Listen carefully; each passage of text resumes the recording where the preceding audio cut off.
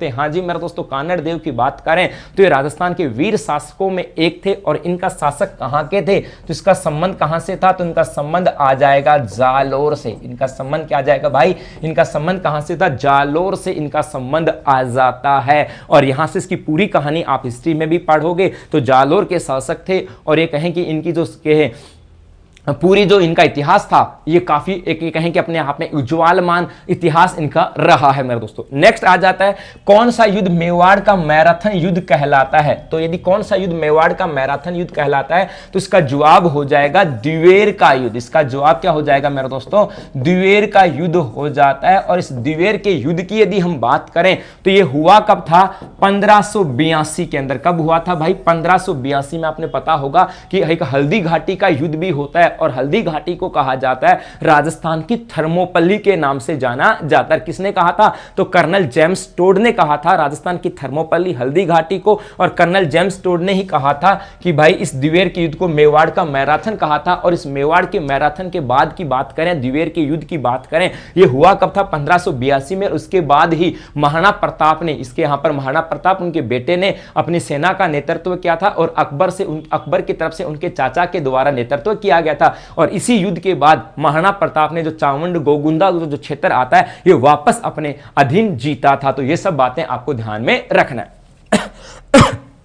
Next आता है राजस्थान के किस अभयारण्य में काले हिरण पाए जाते हैं मेरे दोस्तों। तो ये किस अभयारण्य में पाए जाते हैं, तो इसका जवाब हो जाएगा ताल छापर। इसका जवाब क्या हो जाएगा, ताल छापर अभयारण्य। और ये कहां पर है, चूरू के अंदर है। तो याद रखना, चूरू की तहसील आती है सुजानगढ़, वहां पर एक छापर गांव आता है, उस छापर के अंदर एक अभयारण्य जिसका नाम आता है ताल छापर। और ये जो ताल छापर से जो क्वेश्चन बनता है, या तो ये बनता है कि ये है कहां पर, चूरू के अंदर है, या पूछा जाता है मेरे दोस्तों कि काले हिरणों के लिए, या काले हिरण भी कह दिया जाता है, इसको कृष्ण मृग भी कह दिया जाता है कि कृष्ण मृग के लिए फेमस अभयारण्य कौन सा आता है, तो जवाब हो जाएगा ताल छापर। एक चीज और याद रखना इस ताल छापर के साथ कि यहां पर एक मेरे दोस्तों मीठी घास पाई जाती है। इस मीठी घास को कहा जाता है मोथिया। और ये जो मीठी घास है उसका वनस्पतिक नाम आता है साइप्रस रोटडस, उसका वनस्पतिक नाम आता है। और उस मीठी घास को खाने के लिए ही डोमिनियल जो क्रेन होते हैं, कहें कुरंजा जो होता है, डोमिनियल क्रेन की बात करें, कुरंजा जो पक्षी है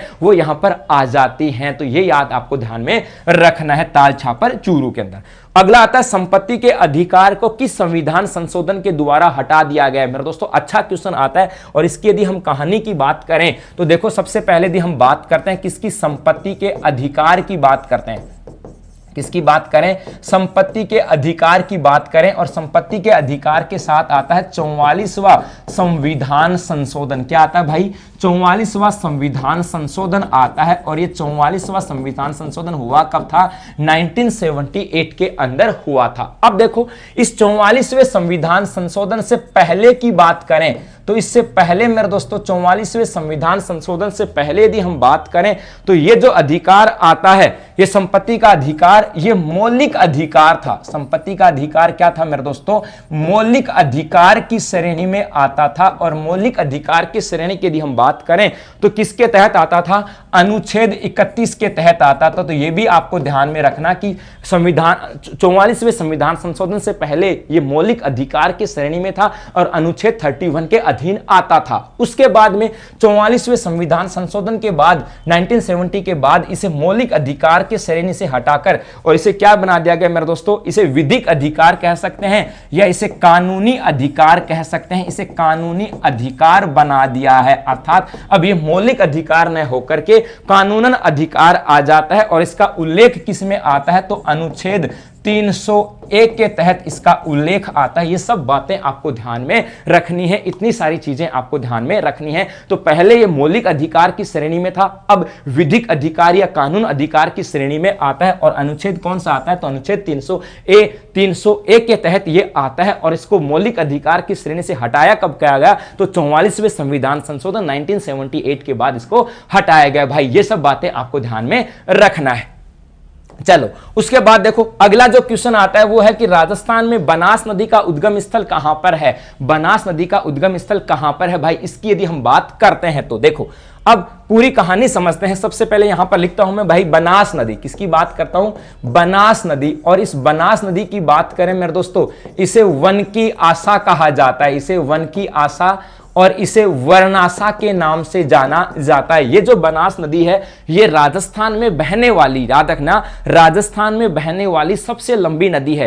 राजस्थान में बहने वाली अर्थात ये नदी इसका उद्गम भी राजस्थान में होता है और इसका विलय जो है ये भी राजस्थान में होता है, अर्थात पूर्ण रूप से राजस्थान की सबसे लंबी नदी आती है। अब इस नदी के उद्गम की यदि हम बात करें तो ये राजसमंद आपके सामने दिख रहा होगा, और इस राजसमंद की बात करें तो ये जो राजसमंद है यहां पर एक पहाड़ियां आती हैं मेरे दोस्तों जिसका नाम आता है खमनोर की पहाड़ियां। कौन सी पहाड़ियां आती हैं भाई, खमनोर की पहाड़ियां। और ये जो खमनोर की पहाड़ियां हैं इस राजसमंद से इसका उद्गम होता है। यहां से निकलने के बाद, इस राजसमंद से निकलने के बाद ये नदी मेरे दोस्तों चित्तौड़गढ़, चित्तौड़गढ़ के बाद भीलवाड़ा, भीलवाड़ा के बाद अजमेर, अजमेर के बाद टोंक, टोंक के बाद सवाई माधोपुर में जाती है। और यहां पर मेरे दोस्तों इधर एक नदी जाती है जिसका नाम आता है चंबल नदी। इस चंबल नदी में जाकर के ये मिल जाती है। इतनी सी बातें आपको ध्यान में रखना है। तो एक चीज तो यहां से हो गई, इसका उद्गम कहां से हुआ भाई, खमनोर की पहाड़ियां, राजसमंद, तो राजसमंद, चित्तौड़गढ़, भीलवाड़ा, अजमेर, टोंक और सवाई माधोपुर में ये बहती है। और आगे जाकर के और ये सवाई माधोपुर में किसमें मिल गई, चंबल नदी में जाकर के मिल जाती है। ठीक है, इस नदी की लंबाई की बात करें या तो आपको लंबाई मिलेगी 480 किलोमीटर या लंबाई मिलेगी आपको 512 किलोमीटर। यदि सीधी सीधी पूछे तो 480, या पूछा जा सकता है क्या सैटेलाइट के आधार पर, तो सैटेलाइट के आधार पर मेरे दोस्तों इसकी लंबाई 512 किलोमीटर आ जाती है। ये सब चीजें आपको ध्यान में रखनी है भाई, एक चीज तो ये ध्यान में रखना। उसके बाद देखो मेरे दोस्तों एक ये जो भीलवाड़ा आता है, इस भीलवाड़ा के अंदर यहां पर एक स्थान आता है जिसका नाम आता है बिगोद। कौन सा स्थान आता है भाई, बिगोद। और इस बिगोद की बात करें तो बिगोद में यहां पर मेरे दोस्तों इसमें दो नदियां आकर मिलती हैं, एक तो भेड़च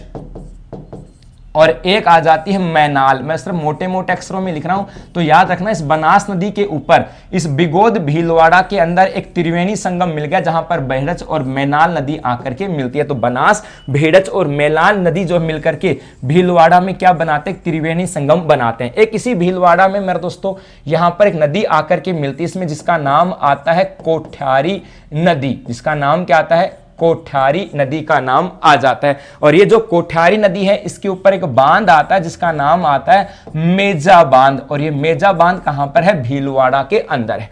उसके बाद में ये जो बनास नदी है, इस बनास नदी पर टोंक की बात करें तो टोंक में भी एक बांध बना हुआ है जिस बांध का नाम आता है बिशलपुर बांध। क्या नाम आता है मेरे दोस्तों, बिशलपुर बांध आता है टोंक के अंदर, जो कि राजस्थान की सबसे बड़ी पेयजल परियोजना आती है। उसके बाद में इसी टोंक के अंदर एक सवाई माधोपुर में इसके ऊपर बांध बना हुआ है और इस बांध का नाम आता है इसरदा बांध। सवाई माधोपुर में बांध कौन सा आता है, इसरदा बांध आ जाता है। इसके अलावा एक देखो यहां से अपन बात करें तो टोंक के अंदर इसमें एक नदी तो आकर मिलती है डाई और एक इसमें नदी आकर मिलती है मेरे दोस्तों यहां पर खारी। ठीक है, समझने के लिए खारी आती साइड से है, सिर्फ अपने को समझना है कि टोंक के अंदर, तो टोंक के अंदर बनास, डाई और खारी मिलकर के स्थान आता है राजमहल। इस राजमहल पर भी क्या बनाते हैं, त्रिवेणी संगम बनाते हैं। तो ये सब चीजें आपको ध्यान में रखनी है कि भाई बनास नदी का उद्गम कहां से हुआ, कौन से जिलों में बहती है। बनास नदी पर मुख्य रूप से दो बांध आते हैं और दो त्रिवेणी संगम आते हैं, एक भीलवाड़ा के अंदर और एक कहां पर आता है, तो एक आता है मेरे दोस्तों टोंक के अंदर। ये सब चीजें आपको ध्यान में रखनी है। अब आप लोग इसका स्क्रीनशॉट ले सकते हो। तो ये था कल का राजस्थान का डोज, जो 5 क्वेश्चन हमने